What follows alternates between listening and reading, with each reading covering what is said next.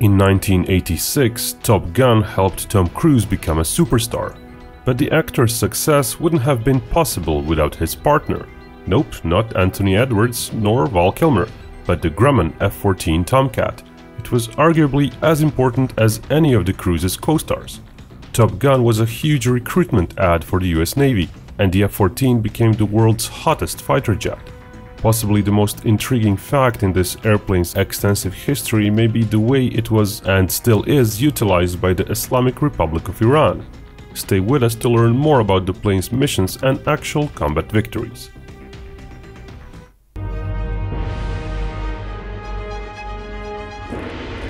The F-14 used secure data links to talk to its missiles, but today's tech used by NordVPN sponsoring this video is even more secure. Nord's virtual private network secures your internet data with a 256-bit encryption. That's military-grade stuff. You install NordVPN app on your mobile device, your TV or your computer, and you're done. It's available for Windows, Android, iOS, macOS, Linux, and even Android TV. Use a one-click connect option or even an automatic connection option and choose from 5,400 servers in 60 countries. You will connect to the internet encrypted and anonymous. NordVPN offers double server routing for extra protection. It also protects you from intrusive ads and web trackers, as Nord's threat protection feature searches for malware. Binko viewers will get a special deal if they use the link in the video description below. So click below or go to nordvpn.com/binko to get a 2-year plan plus 1 additional month with a huge discount. It's all risk-free, as Nord offers a 30-day money-back guarantee. On to our video. During the Cold War, the US Navy was looking for a long-range interceptor plane that could defend its carrier battle groups from Soviet bombers. Grumman Aerospace Corporation built the F-14, a supersonic twin-engine plane with a powerful array of weapons and electronic devices, at least partially in honor of Vice Admiral Thomas Connolly. Initially, the F-14 was powered by 2 Pratt & Whitney TF-30 engines. It carried a gun and an assortment of missiles. The plane's primary weapon was the AIM-54 Phoenix. This missile could strike aerial targets at a distance of over 100 miles. This made it a devastating long-range weapon against bombers. The F-14 had a crew of 2, a pilot and an officer in charge of the plane's powerful all-weather radar, which could track up to 24 targets simultaneously and direct long-range missiles to 6 separate targets at the same time. But possibly the most striking feature of the F-14 was its variable sweep wings. At takeoffs and landings, the pilot could change their sweep angle. This provided the plane with additional lift. At higher speeds, the wings would sweep back, making the F-14 faster and more fuel efficient than its fixed-wing counterparts. The overweight F-14 needed powerful jet engines to keep up with the enemy. However, its initial engines proved themselves unreliable. They were prone to compressor stalls that could throw the jet into a flat spin. There were numerous cases of Tomcats crashing due to mechanical malfunctions. F-14 Tomcats entered service in 1974, at the end of the Vietnam War.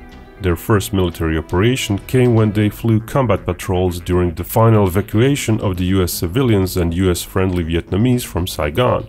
Between 1974 and the collapse of the USSR in 1991, their primary role was intercepting Soviet bombers threatening NATO's navies. Enemy bombers also routinely tested the US military by flying near United States airspace. The US Navy would respond by sending out its Tomcats to escort the planes away.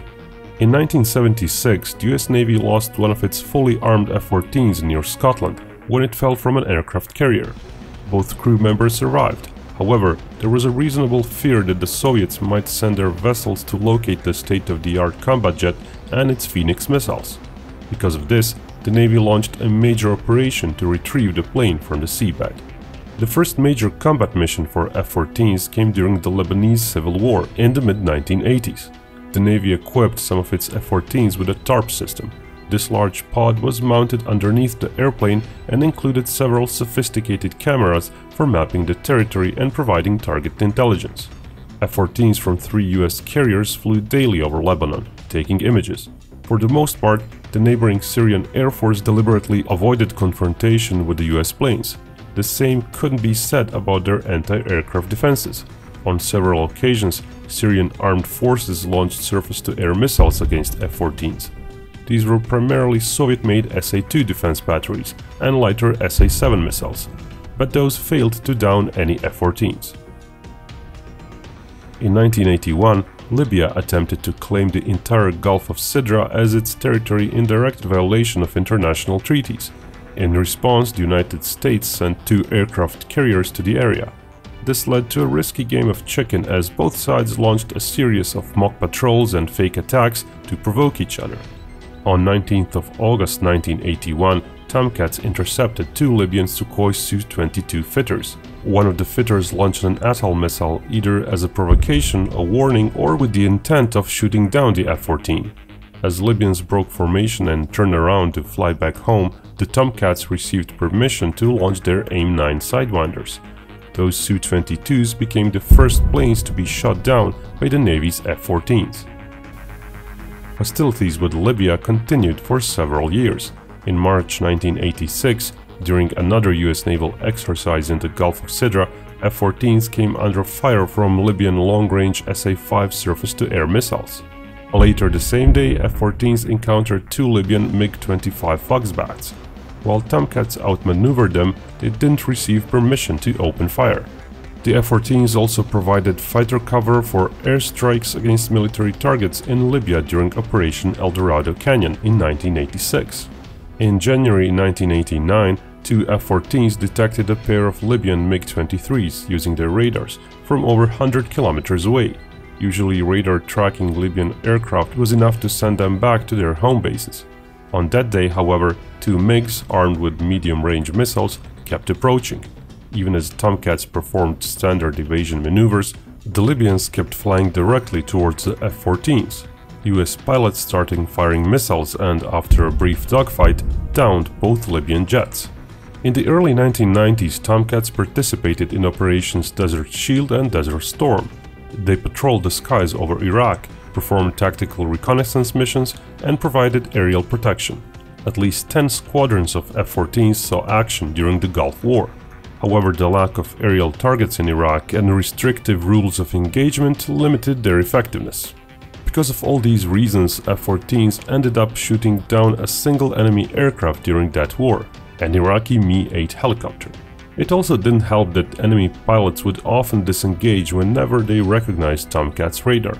There are stories of Iraqi pilots flying away from Tomcats only to be destroyed by other US planes like F-15s or F-18s. There was a reason for this fear. We'll return to it later in this video. On the 21st of January 1991, an enemy SA-2 surface-to-air missile managed to shoot down an F-14 during an escort mission over Al-Assad Air Base, an important military base deep within Iraqi territory. While the pilot reached safety, Iraqi troops captured his radar intercept officer. He remained a prisoner of war until the end of hostilities. This was the only time the US Navy lost one of its F-14s due to enemy fire. After the Gulf War, the United States and its allies established a no-fly zone over Iraq to prevent Iraqi military aircraft from operating in the region. F-14s were among the planes tasked with patrolling over this zone. Thanks to their variable sweep wings, Tomcats could stay in the air far longer than similar combat jets. In January 1999, Iraqi MiG-23s and at least one MiG-25 deliberately challenged the no-fly zone. F-14s in the area responded by launching their AIM-54 Phoenix missiles. This was the first time the US Navy used these missiles in combat. However, both missiles failed due to technical problems. By the mid-1990s, Soviet bombers didn't present a significant threat anymore. By then, F-14s had proven capable of surviving low-altitude reconnaissance flights over combat zones. Because of all this, the US Navy began rearming some of its Tomcats into fighter bombers, capable of attacking ground targets. Initially, the Navy merely equipped F-14s with laser-guided bombs. Such planes bombed Serbian military targets in Bosnia in 1995 during Operation Deliberate Force. By 1998, the US Navy officially adopted Lantern pods. The US Air Force had been utilizing this pod-based system since 1987. It helped pilots perform low-altitude flights during the night or inclement weather. In addition, it assisted them when attacking ground targets with precision-guided weapons. In 1999, during Operation Desert Fox, F-14s successfully used the Lantern pod system and the Paveway laser-guided bombs to destroy Iraqi ground targets. The same year, F-14s were used in similar missions to attack Serbian military positions in Kosovo. However, the modified Lantern system added to the Tomcats' already high price tag, which is why the Navy ordered only a limited number. During the early wars of the War on Terror, the US Navy once again utilized F-14s for bombing ground targets. Tomcats performed thousands of combat sorties in Afghanistan and Iraq. During this time, the Navy lost just one F-14 due to engine trouble. But much more interesting usage of the F-14 wasn't even in the US Navy. For that, we need to go back in time a bit. Mohammad Reza Pahlavi, the Shah of Iran, invested heavily into his country's air force. By 1979, it had over 400 modern combat aircraft, around 5,000 pilots, and almost 100,000 personnel. At the time, Iran was an important US ally in the Middle East. Iran also bought 80 Tomcats and over 600 Phoenix missiles. Arguably, this order helped save the F-14 program, since the plane's development at Grumman was extremely expensive. But then, in 1979, the Islamic Revolution deposed the Shah. A new regime hostile towards the United States came to power. In response, the US stopped selling weapons to Iran. But 79 F-14s and several hundred Phoenix missiles were already delivered. When a war between Iran and Iraq broke out in 1980, the newly established Islamic Republic of Iran Air Force encountered a significant logistical challenge: how to use the most advanced fighter jets in the world without the support of the country that built them. Even more urgent was the lack of pilots and technicians. Because of the purges, the new regime lacked pilots, radar intercept officers, and trained ground personnel for their F-14s. While the Americans instructed a fair number of them, many fled the country during the revolution. Others were demoted, retired, arrested, or even executed. At first, Iranians attempted to keep around 60 Tomcats in use. As the Iran-Iraq war dragged on through the 1980s, they had to decrease the number of operational Tomcats to 40, and later ultimately to just 25. The US intelligence estimates that the exact number might have been even lower, between 15 and 25. Because of the international sanctions, the Iranian Air Force had to cannibalize most of its F-14s for replacement parts. Despite all these logistical challenges, Iran used Tomcats successfully during the Iran-Iraq war. Gathering info about Iranian Tomcats in combat is difficult. The exact data is hard to obtain, and sources are often unreliable. So you should take the following information with a grain of salt. The first months of the war were desperate as the Iranian armed forces struggled to hold off the Iraqi advance. On September 7, 1980, an Iranian F-14 used its Vulcan cannon to shoot down its first enemy aircraft, the Soviet-made Mi-24 attack helicopter. On September 13th, Phoenix missile use was authorized, and an Iraqi MiG-23 was its first victim. Over half a dozen more kills were achieved by the end of September against MiG-21s, MiG-23s, and Su-22s. Iranian Tomcats continued their winning streak, allegedly downing 25 Iraqi aircraft by the end of October 1980. Almost all these fights were over Iranian airspace, with Tomcats intercepting a similar number of Iraqi planes. The 1 October mission had 2 Tomcats providing fighter escort for 6 F-4 Phantoms, laden with bombs and going deep into Iraq. Not having fuel to spare, the Phantoms were mostly sitting ducks. So when 4 Iraqi MiG-23s approached them, the pair of Iranian Tomcats had to go all in. Allegedly, Phoenix missiles proved their worth, thinning out the Iraqi formation from a distance, totally surprising the Iraqis. Sidewinders were then used to finish the fight from up close. In April 1981, a single Tomcat was on patrol as its wingman went off to refuel in the air, when it spotted 2 MiG-23s flying low, hiding in ground clutter. While initially the Tomcat's big radar spotted them from 20 miles away, the Iraqis used a beaming maneuver to break the Tomcat's radar lock, meaning they used the pulse Doppler mode of the Tomcat's radar against it. After a while, the MiGs re-emerged just a few miles away. One MiG was shot down, but the Tomcat also suffered a hit from its wingman's missile. Both engines were damaged and the fuselage was riddled with holes. Yet the Tomcat managed to land safely. By 1981, the Iraqis also started using the very fast MiG-25 interceptors.